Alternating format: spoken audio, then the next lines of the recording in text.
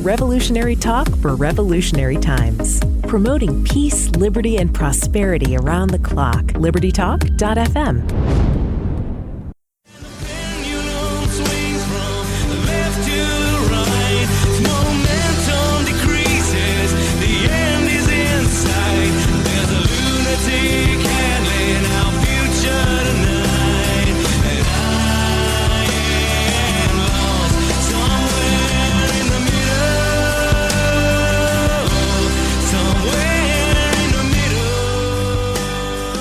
Thanks for being with me for another edition of Liberty with Love. I am your host, Robin Koerner. I am super excited about this show today.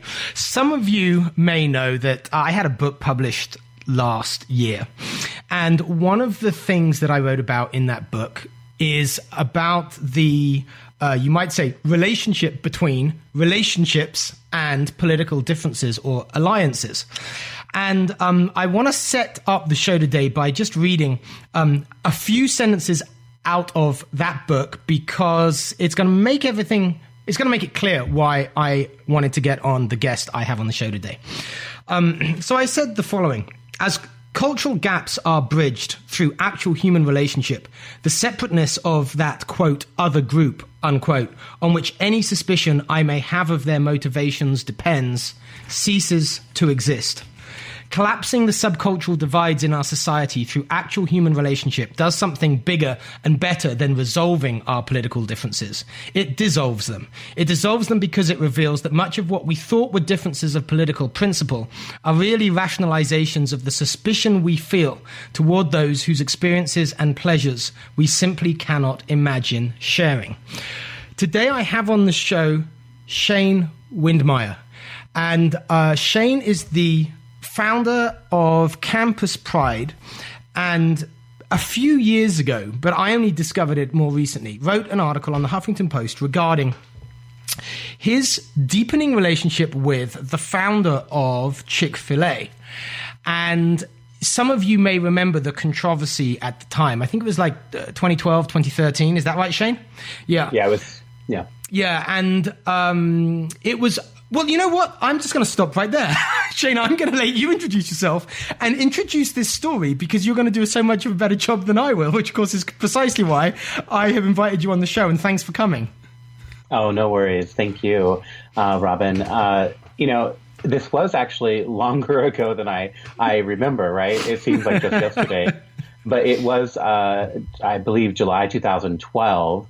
And what had happened was, for a long number of years, I've always known Chick-Fil-A to be a company that had very deeply held religious beliefs and kind of led with those beliefs in the private marketplace. And, they obviously had tons of restaurants, very, family focused. They had good food. I've known a lot of my friends at the time who would go in there and eat.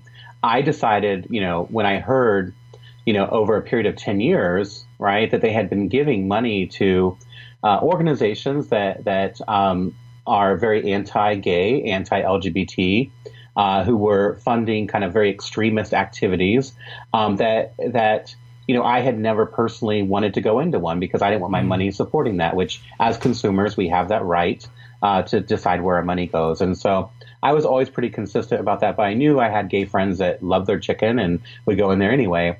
Well, what happened was that July, it made national news that the COO at the time, he's now the CEO, but the COO at the time, Dan Cathy, had said some very direct and very religious focused language about how homosexuals, gay marriage was wrong, and it was a kind of a biblical, sin, and really stating his beliefs very boldly.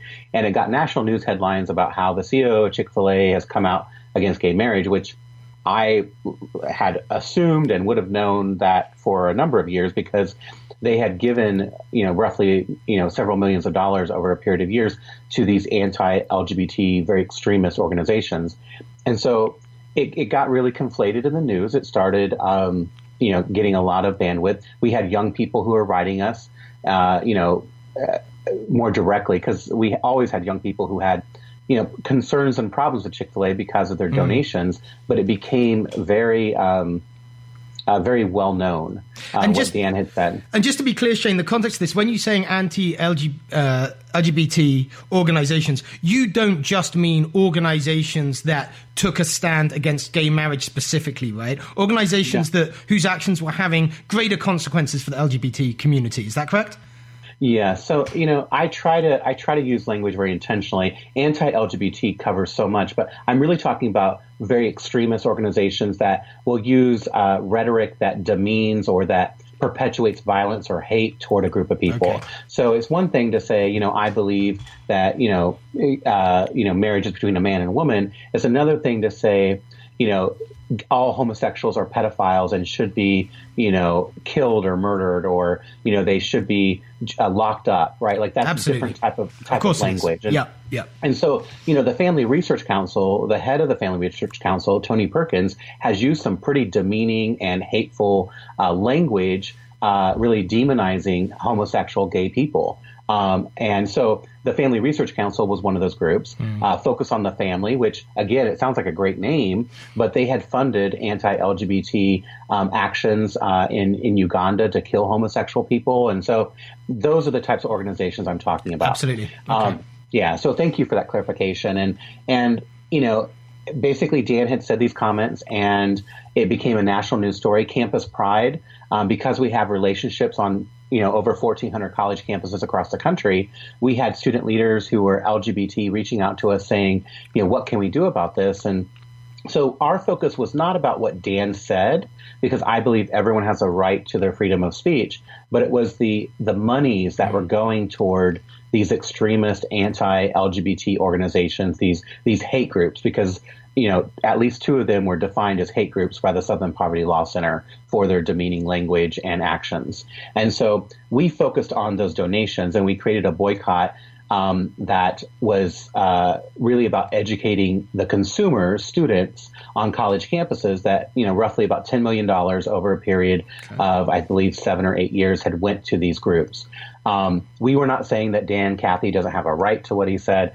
And we had cows dressed up outside of, these Chick-Fil-A's on college campuses, passing out flyers. And it got a lot of attention. I think some of the protests that happened at Chick-Fil-A's were really, anytime you have violence, it's not a good thing. And so we were very, trying to approach this very safely, making sure students were safe on both sides of the issue. What happened was, I got a call one day because Chartwell, Sodexo, and Aramark are the food service providers on college campuses. They're the reason why Chick-Fil-A exists on college campuses, right? Mm-hmm. And they license the product. So it's not like a Chick-Fil-A store is actually on a college campus. It's just like McDonald's. They license their products to Sodexo, Aramark, and Chartwell's, right? And so I have good relationships with the companies that license Chick-Fil-A. And so, my name got out there, our organization got out there to Dan. My phone number was shared with Dan and Dan called me. And that's where our discussion started, was just through a series of about 5 or 6 phone calls in a period of a week. It was a rough phone. It wasn't an easy phone call. I told Dan exactly how I felt. I was very direct, and I told him how young people were being assaulted with Chick-fil-A bags. There was one instance that a young person was actually, thrown a Chick-fil-A bag at them and called them a fag in a student union.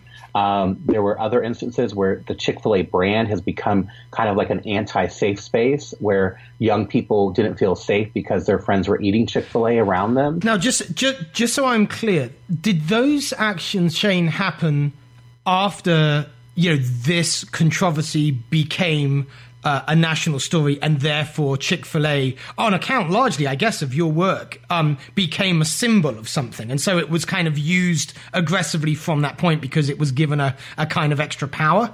Or was Chick-fil-A already a kind of a symbol used to aggress against your community? I think it's a both and. I think Chick-fil-A in the LGBTQ community for a number of years had been known for donating to these groups. Sure. It's just that it never had reached the national spotlight until Dan had said what he did. And then not only did his words reach a national kind of audience, but then the fact that they had given these period of years, which I soon learned that they had already stopped giving, but of course nobody knew about it because the 990s are always a year delayed. Right. And so we can get to that part if you want. But, I think there was a both and in that, some of the LGBTQ young people were still learning about Chick-Fil-A, right? They're in college. They don't necessarily know about these donations, but they knew about what Dan had said. They knew that there was one on their campus. The national rhetoric, it was politicians and leaders were, taking sides on this. And so it definitely was escalating, right? We had, I think, someone show up with a gun at, the Family Research Council with Chick-Fil-A. It was just awful. Wow. And so Dan and I were very aware of that. We spoke in August, we spoke in September. We actually, our very first meeting was after probably a dozen phone calls. Okay. And, so I'm just sorry to break you off. We're going into the break, but we will carry straight on when we come back from this break. Thanks, Shane.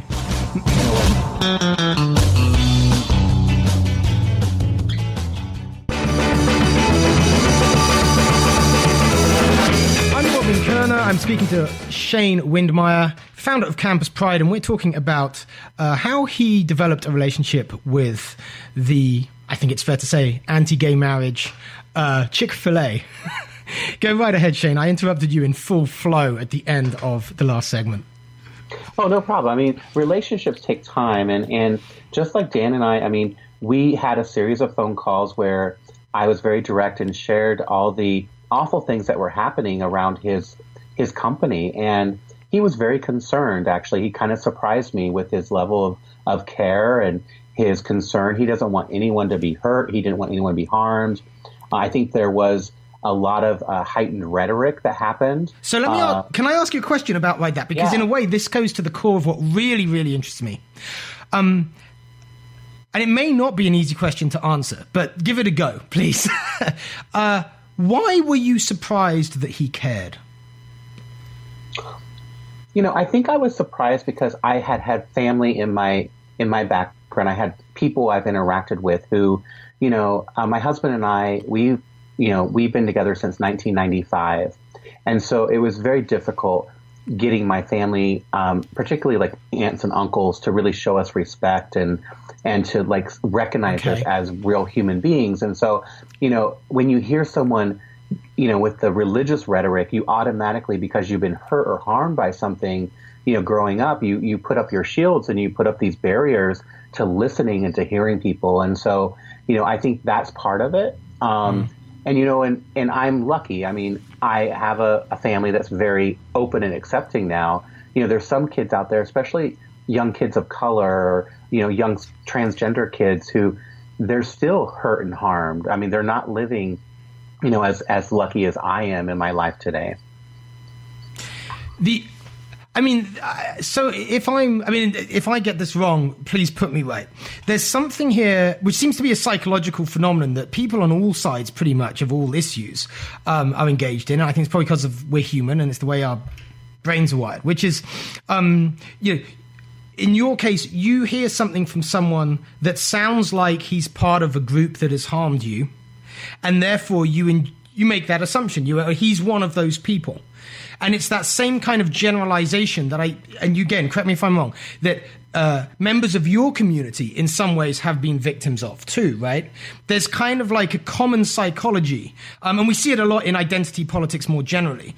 And you can talk about identity politics, as it were, against sexual or gender minorities, also against religious minorities. There's some of the same psychological mechanisms that all these minorities are on receiving ends of. So there's maybe more common ground there, a deeper common ground among very, in some cases, opposed political groups. Yeah, I don't disagree with what you said. I don't think it's as simplified. I think obviously the company had funded some pretty extreme groups from my perspective. I get that, yeah. And so it wasn't just that what he said I automatically jumped to. He must be a hate monger. But I'm like, his actions were speaking even louder than his words. Yeah. Right. So it took actions and words, because I'm pretty good about, if I hear somebody say words, well, let me get to know their actions. Let me see what they've done. So I hear what you're saying. I think what I learned quickly from the phone calls was Dan, listened very openly. He repeated. He showed me respect. When I mentioned, he asked about my life. He asked about my husband. He didn't call me a homosexual. Like, he didn't use coded language that I thought he might. He used words like, he would say the word gay. He wasn't afraid of understanding LGBT or, his lexicon, his language was actually a little bit more familiar. Now, do I think he had gay friends growing up? No. Do I think he has lots of gay people around him? No. But, there was this willingness to hear me out. And, there's also this, he's a billionaire. So, like, why is he talking to me? I was never enamored by him or, like, overwhelmed, like he, is going to do me some favor or, that wasn't part of it. It was just basically him wanting to listen, to hear about how his words and past actions of the company can harm young people. And that he seemed genuinely, by phone, interested in understanding how does that harm people. And, and that was the beginning of our conversation. And it led to us actually meeting at an airport hotel, at, in a conference room. And, we met there. And was it just you two? Well, he asked me what I would feel comfortable with. And I said, I think we've had now 12 conversations, Dan. Okay. I think you hear me out. I think our goal of this meeting is so you can show me that you've stopped donating and that you can show me, what you think I should hear about the company and for vice versa. And so that was kind of the goal, and for us to get to know each other better. We were just supposed to meet the morning. We both show up at like 9 a.m. He said I could bring some people from Campus Pride or friends of mine, who I would want to be there. He brought some of his colleagues, and then we had somebody there who he goes, I have someone, I don't know him well, but he's a mediator, just so he'd be in the room. I said, sure. There were no tape devices. It was just a really important time to get together. And you said something before that's interesting, Shane. You said, I think, that they had stopped donating to some of these hate groups. Now, was that because they had discovered before communicating with you what those groups were responsible for? Or have I misunderstood that? Well, I don't know that I can share exactly why they stopped donating. All I can share is that at the time when it reached a national stage, they had already made a decision as a company with their corporate foundation to make some changes in how they were giving out their money. They wanted to focus on basically, I think, 3 tenets, if I remember correctly. They wanted to focus on young people, right? Dan truly believes that no young person should be bullied. Dan, believes that, every young person should be able to go to college and have access to college, right? And so there were certain values that they wanted to align their foundation with. And I think they had possibly had that discussion before Dan said what he did in July. And because of timing, I met with him, I think it was October, and, they showed me the 990 that hadn't been publicly released yet, but, that had showed that they, weren't giving to Family Research Council or Focus on the Family. The only group that potentially was of a concern was Fellowship of Christian Athletes, which, doesn't allow a gay man like myself to be part of their organization from a standpoint of being an advisor or a mentor. So, I asked Dan, I said, would you hire me as an employee? Right? These are questions that Dan and I have now since talked, when we do meet. I asked him, I said, would you hire me as an employee in the future? Would you hire any gay person? And, Chick-Fil-A has gay employees. And Dan's responsible. I have other gay employees that, the stores, we don't have a policy where we don't hire gay people or anyone who's LGBTQ. So that learning happened at this first meeting. We were able to kind of show each other, documents and paperwork and stuff like that. And Dan, never once did he ask me to stop boycotting his organization, because we continued our work on campuses. He never once asked me that. And I thought that was really interesting, right? He was meeting with me and showing me this stuff. That was never his intention for me to stop doing anything. He just wanted to be more authentic.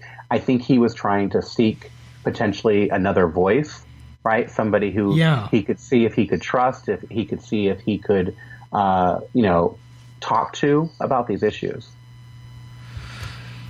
So at what point would you say, Shane, you got to thinking or believing, if indeed you did, that you're talking to another guy who's trying to do the right thing, starting from a different starting point, so that it's not so much that you're against each other as you're on the same side in some sense, trying to solve at least certain problems together? Or have I completely overstated a point that you got to? And I've only got half a minute in this segment, but we can talk about it more in the next segment. Yeah, I think the thing to really just put in the people's heads right now is that, we never went into this trying to change each other. Yes. We were just dialoguing. Like, our goal was just to get to know each other better. Yeah. This is so interesting, Shane. This is Liberty with Love. I'm Robin Koerner, speaking to Shane Windmeyer, founder of Campus Pride. And we will be back after this break. In 2011, Robin Koerner wrote the article that launched the biggest coalition for Ron Paul's presidential run, called Blue Republican. Now, Stairway Press is pleased to announce the publication of his first book, If You Can Keep It, Why We Nearly Lost It and How We Get It Back. Jeffrey Tucker, who wrote the foreword, says brilliant ideas come in effervescent packages. This is a good description of Robin Koerner's provocative work. It's a work of stunning erudition and sincerity. I also happen to agree with it. I've been struggling toward a similar thesis for a good part of my writing career, though I'm certain Robin has gone beyond even my most mature thought. His section on liberty as a realization of a civilization of love truly sweeps me away with its insight and depth. I know that time is short and that people don't read as carefully as they should, but this section deserves close study by every advocate of liberty. It will change the way you think and speak about the topic. We need this book now. Pre-order your personally signed copy of If You Can Keep It at ifyoucankeepit.us.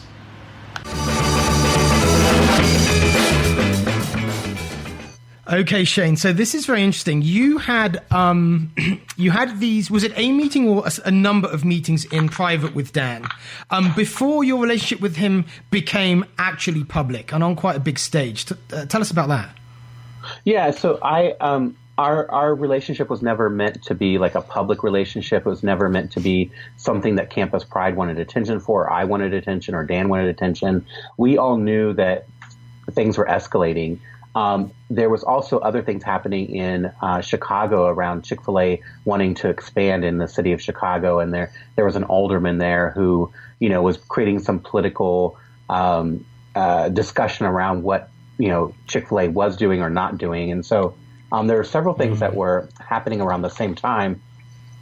But Dan and I continued meeting after our first meeting and continued discussing. Really just communicating with each other. I'm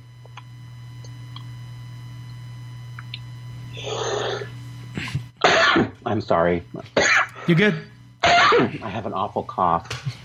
So how do we deal with things like that? We just plow on through. I apologize. Like so many things in life, right? Well, But Dan and I actually... Dan invited me to be his guest at the Chick-Fil-A Bowl that January, and I thought long and hard about that. One of the things that I found with my family and with my friends is that if we do disagree on something, one thing that always helps us work through a difficult situation is if we know each other for more than just what we disagree on. Yes. Right. And so well said. Yeah. I tried at that point. I said, you know what, Campus Pride, the organization, Chick-Fil-A, this is about Shane Windmeyer and Dan Cathy at this point, right? I said, I'm not trying, I think I said in the article that I wrote on the Huffington Post, our mutual hope was to find some common ground if possible and to build respect, right? Now, at that point, the point you went to that sports event, though, you obviously had done that to quite an extent at that point. Would that be right? Yeah, we had moved beyond Chick-fil-A and Campus Pride. I believe it was late October. Campus Pride, on our own decision, had said, you know what, we no longer have these hate groups being funded by Chick-fil-A. We have proof. We've seen the 990s. So we drew back that. And, I still tell campuses today, you get to decide whether or not you want Chick-fil-A on your campus. But the fact is they did stop donating to the most extreme anti-LGBT organizations. So if that is a deal breaker and you still don't want them on campus, that's fine, right? They're not a LGBT affirming company. Like, they don't have an LGBT, employee resource group. They don't have, non-discrimination policy, around LGBT employees.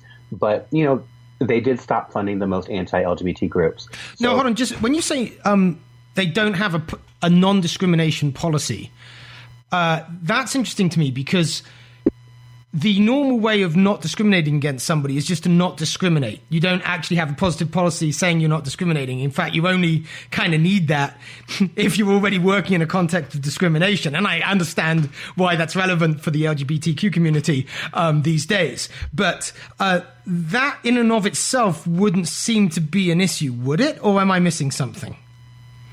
So there are a lot of companies out there that are LGBT inclusive who have policies in place protecting LGBTQ people, because in federal law and in some states you can be fired from your job simply for being LGBT. Does that make sense?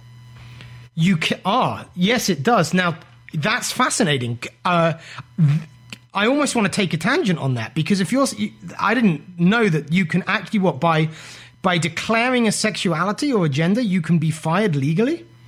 Correct. In the United States of America, here in this country, there's I think over half of the states have employment protections, but I believe it's about 20 that do not have any type of state protections for an LGBT employee, and the federal government doesn't have any protections. So that federal statement that says do not discriminate on the basis of race, don't discriminate on the basis of national heritage, that is in law, right? But there is nothing in the federal law. That's why a lot of people think that, gays have marriage equality, they're able to get married, and suddenly all the other equality, like you can be kicked out of your house in certain states because you're renting and your renter doesn't want you to be there. They find out you're being homosexual. Yeah. Okay. I see what you mean. So back to the direction you were going in, Shane. Thank you. Yeah. So my direction was just that, I tell students all the time, they ask me, so is it okay if we have Chick-Fil-A on our campus? I'm like, well, ask yourself that question. I mean, Chick-Fil-A is one company. If they are seen as divisive still because of their brand, right? I mean, Chick-Fil-A has a way to go to win over anyone who's LGBT. Just because I'm talking to Dan Cathy doesn't mean you should go to Chick-Fil-A, right? You get to make that decision. Your campus gets to make the decision on whether or not Chick-Fil-A should be on your campus. Should McDonald's be on your campus? I mean, that's your decision. I mean, every corporation has its amazing qualities, and every corporation has some stuff that they do that I may disagree with, and that's your job, right? And so I think Fordham University just recently decided that they didn't want Chick-fil-A on their campus. And I said, great, I support you, right? I mean, that's your decision. Did they? And what were the grounds that they give? How did they justify that decision? Well, they didn't ask me beforehand, so I don't know what they did as far as the decision. All I know is that they made the decision, and in the news reports, it talked about how the company was seen as anti-LGBT. So that may be still the brand damage, because as we know, corporations are people, right? Like people take, like Apple and Disney are seen as very LGBT friendly. I mean, you can't really be any more LGBT friendly than Starbucks, right? Like Starbucks is so gay friendly. On the other hand, Coors back in the day, I don't know if you remember Coors, the family of Coors was very, Coors the beer, was very anti-LGBT. Well, the brand took on the family's values, and, gays boycotted it, right? And at the end of the day, Coors has now shifted, right, from a standpoint of the family as, an entity. It's probably still very conservative and have their values, but the corporate brand has been able to build kind of inroads with the LGBTQ community. Chick-fil-A, other than myself, really hasn't built inroads with the LGBTQ community. Okay. All they've done is basically stop funding the most extreme anti-LGBT groups. Yeah. So carry on in your story of your relationship with Dan there. So you went to the game. How did it play out to the end? If indeed it's still playing out, it might still be playing out in some ways, your relationship with him. Yeah. So, I had to decide whether or not this was going to be, a kind of a 5-month relationship where, we had meetings on the phone, we had meetings in person. And, I figured out that in their 990s, Dan and I, we showed each other kind of what was going on. And then we decided, what, we don't have anything to boycott at this point. Yeah. And so I had to make a decision as a leader. Do I continue this relationship with Dan? And Dan wanted to invite me to, his house, to go out to dinner, he was inviting me to these things because he wanted to get to know Shane Windmeyer. He didn't, Campus Pride was not really part of this at this point. And so I made the decision that, much like I do with my family, like I have an uncle who's kind of an evangelical minister. And, I decided a long time ago that, I'm going to make sure that when I go back home for Christmas, that I spend an extra 30 minutes just talking to him about who I am and my family. And, I made that decision. I wasn't going to not talk to him when I go back for Christmas because I know that he doesn't, care for gay people or gay relationships. I'm going to make sure I'm more part of his life so he can see that Tom and I are very similar to any other couple who's back there for Christmas, right? And so that's the way I think I want students and I want other people to see the work that I'm doing. Is it may not be the work that they want to do, it may not be the relationship that they would choose, but that's how you ultimately make a difference, is getting to know people for more than just some of their words or what you think they are, and realizing that all of us, regardless of the word, we don't like to say it these days, all of us have the potential to change, and all of us do change regardless of whether we try to or not. And the reason why we do change is because of the people we interact with in our lives. And, Dan and I were never trying to change each other, but I do believe that through our common ground, through things that we both mutually care about, that we are going to respect each other, we're going to learn about each other, and who knows where that may lead. And that Chick-Fil-A game, the football game, football is really not my sport.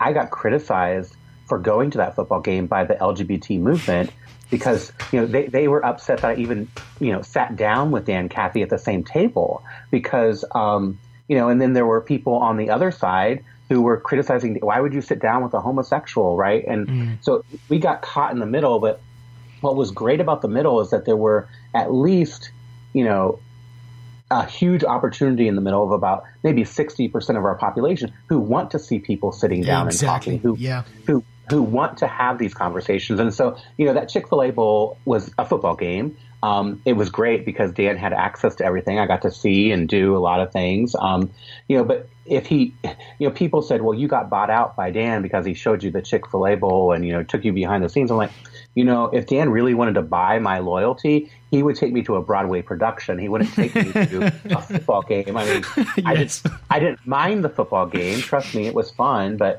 at the end of the day, this was about us creating a relationship, a friendship. And so that's what I wrote about in the Huffington Post piece about, how our relationship started. And then ultimately I ended up going to this football game, which, was kind of like the first step of kind of like, okay, we have talked about where we disagree and talked about our common ground. Now we're just going to get to know each other. We're going to see if there's a friendship or a relationship. So I chose to write the article as a way to show people that you can sit down with people with opposing viewpoints. They don't necessarily have to be opposing people. And right. Beautifully said, yes. And that was really a big takeaway for me. And at the end of the day, I got judged because people were like, well, you ended the boycott by sitting down and talking to him and then going to the Chick-fil-A Bowl. You basically told all the, the LGBTQ community it's okay to go back to Chick-fil-A. And I said, if you actually read the article, it doesn't say that, right? Yeah. If you read the article, it talks about just simply the idea of finding common ground and respect and civility. And you get to decide at the end whether or not you want to have relationships with people who are different from you.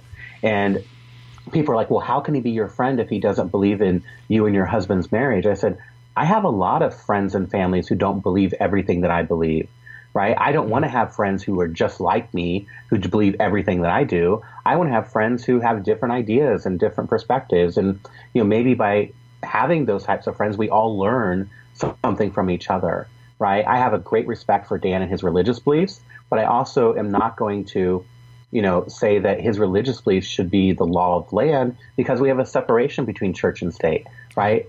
My husband and I should be able to get married. We should be able to have the same rights. We should be able to go to a job and not be worried about being fired or, all these issues. And, our Dan and I still talk today. We text each other. We talked on the phone. I was just in Atlanta and I didn't get to see Dan this time, but he usually makes time, to get together for lunch or, when I was there last time, I went to actually, this is kind of something that people don't know, but, in Charlotte, Dan was up here and they were having one of their operator meetings and Dan said, do you want to come by? And we're learning about leadership today with, all of our Southeast operators. And there was like a room of about 800 Chick-Fil-A operators, the people who run the stores. And I said, well, I can come up. Sure, I would, I talk about leadership all the time with my students. Maybe I can, check it out, see what it's about. Well, I got there and Dan's like, well, he goes, you don't have to, but I would love for you just to stand up and be recognized and maybe say a few words to everyone. I'm like, wow. I'm like, sure. I mean, and so I did that. I stood up and I said, hi, I'm Shane Windmeyer with Campus Pride. I just want to thank you all for listening to what I have to say. I know you read the Huffington Post piece. My husband and I talked about being gay. It was short and sweet, but Dan was, I can't put words in his mouth, but he was proud of our relationship, right? He wanted the operators to know that I existed and that, he had this relationship with Shane Windmeyer. He wasn't ashamed of it, I guess is what I'm trying to say. No, I get it. That's a beautiful bit of the story, actually. What was the energy in the room? How did the operators in the room, all those people, respond? Were they surprised, or do they know that they work in a company now with a guy like Dan that has these kind of relationships with people like you and from your community? Well, I don't know if it was because Dan was in the room, but they all stood up and they applauded at the end, right? So, okay. I mean, again, my focus with Chick-Fil-A with Dan as a friend was not to like change his mind or change his beliefs, and I say that in the article. Yes, you do. Yeah. It really was just about us getting to know each other, and my hope would be that. Chick-fil-A has gay employees, and that sent a message to them that they can be who they are, and people could have their belief systems, but people need to be treated with respect and fairness, right? Yeah. I constantly say, religious freedom isn't just about you telling me what to do and what your religion is. It's about all of us having the freedom to believe what we want to believe. And then we have the law of the land, which makes sure that we're all treated with respect and that we're all legally recognized and we have the same rights, right? And that's what gets confusing in today's politics. People want to put their beliefs on other people, and that's wrong. Yeah, absolutely. This has been a wonderful conversation, Shane. We will be back after the break to close out this show. And again, thanks for being on Liberty with Love with me, Robin Koerner. Appreciate it.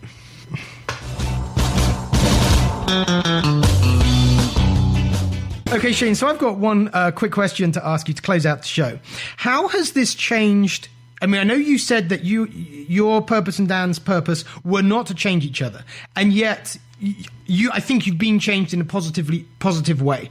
How has it changed you, if at all? And how has it changed the way you approach politics and outreach? I think that's a really great question.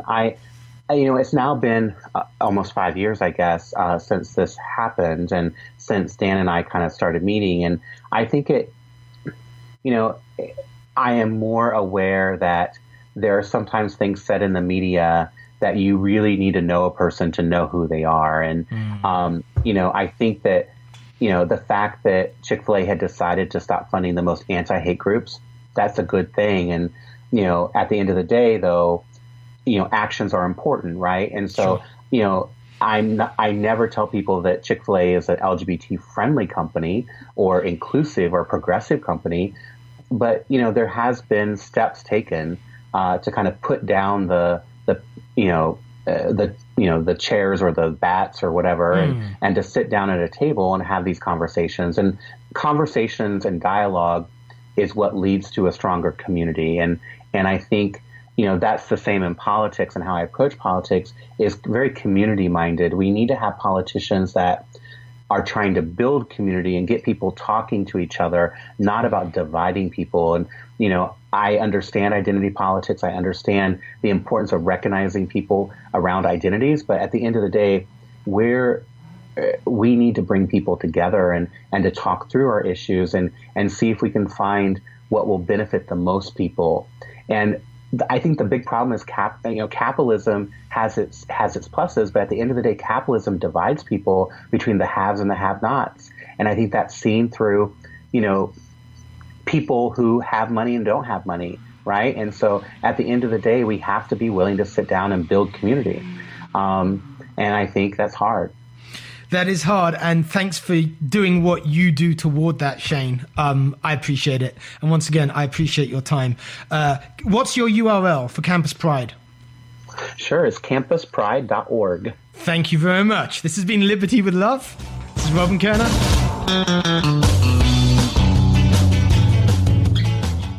Revolutionary talk for revolutionary times. Promoting peace, liberty, and prosperity around the clock. LibertyTalk.fm. If you appreciated this episode of Liberty with Love with Robin Koerner, then please go ahead and like it, subscribe to my channel, and maybe check out one of the other episodes like this one here.